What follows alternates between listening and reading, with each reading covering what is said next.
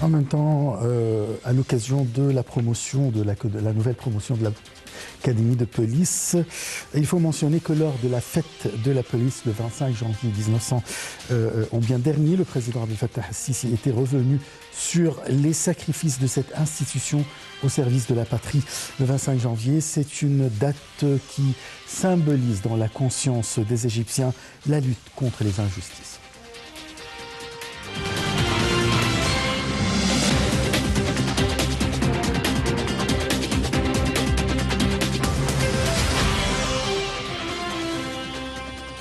L'Égypte a fêté cette année le 71e anniversaire de la fête de la police, qui marque la lutte de cette institution contre l'occupation britannique.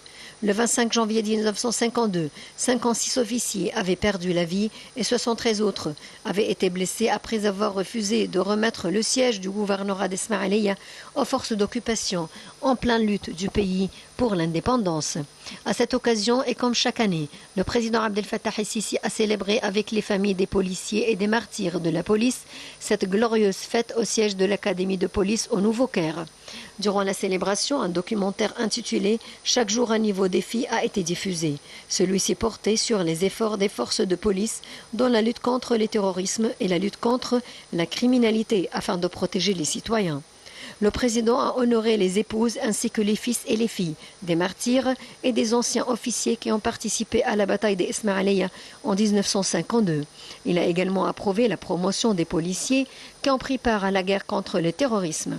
Dans son allocution, le président el-Sisi a énuméré les nombreux défis auxquels le pays était confronté, avec en tête la guerre contre le terrorisme, durant laquelle des dizaines de policiers ont sacrifié leur vie pour protéger la patrie.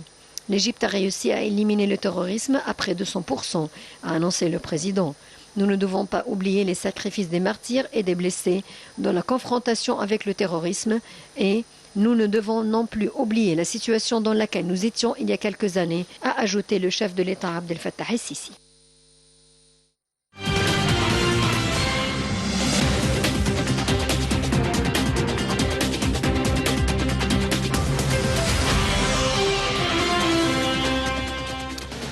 Le président Abdel Fattah el-Sisi a assisté la semaine dernière à la conférence Hikayat Watan ou Histoire d'une patrie entre vision et réalisation.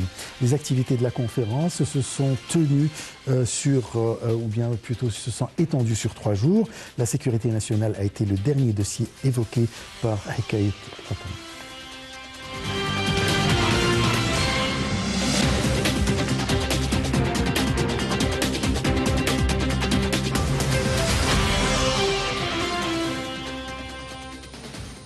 La conférence « Histoire d'une patrie » entre vision et réalisation, dont les activités se tenues pendant 3 jours dans la nouvelle capitale administrative. Outre le président Abdel Fattah el-Sisi, le premier ministre Mostafa Madbouli et plusieurs de ministres et hauts responsables de l'État, de représentants de la société égyptienne, des experts et spécialistes dans divers domaines ont participé à la conférence. À l'inauguration de la conférence, le président el-Sisi a affirmé que le pays grandissait grâce au travail, au sacrifice et à la sincérité, et non pas grâce aux paroles.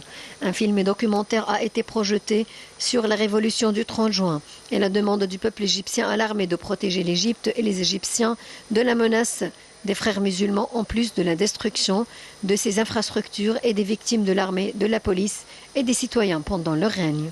Plusieurs dossiers ont été évoqués lors de la conférence Hikayat Watan. La sécurité nationale a été le dernier dossier évoqué. Le ministre de l'Intérieur, Mahmoud Tawfiq, a annoncé qu'une vague de violence et de terrorisme avait frappé le pays en 2013 et 2014. Il a indiqué que 260 actes terroristes ont été commis contre des établissements étatiques au cours de cette période, en plus d'une tentative d'assassinat de l'ancien ministre de l'Intérieur. En 9 ans, nous avons réussi en coopération avec les forces armées à mettre fin au terrorisme dans le Sinaï, a signalé le ministre de l'Intérieur. Le bilan des martyrs et des blessés du ministère de l'Intérieur s'élève à 1194 morts et 22 000 blessés pendant la période de lutte contre le terrorisme. Le ministère de l'Intérieur a réussi à saisir 22,5 milliards de livres égyptiennes destinés à des activités de blanchiment, a déclaré Mahmoud Tawfiq, qui a parlé du succès des services électroniques présentés par le ministère pour faciliter les procédures administratives comme l'obtention des cartes d'identité et des permis de conduire.